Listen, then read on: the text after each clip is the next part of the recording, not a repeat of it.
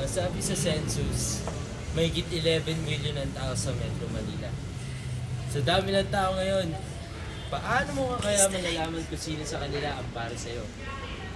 Paano kung nakasalubong mo na siya? Kaya lang, di mo pinansin. Dumana pala sa harapan mo. Nung yumuko ka para magsintas sa sapatos mo.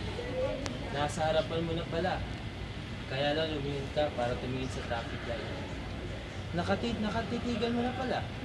Kaya lang humarang yung pedicab.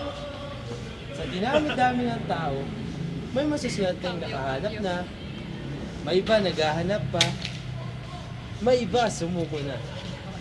Pero ang pinakamasaklap sa lahat, ay yung nasa iyo na pinakawalan mo na. Pero paano nga kaya, no?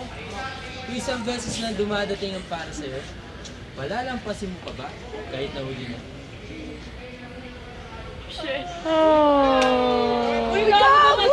Oh my God.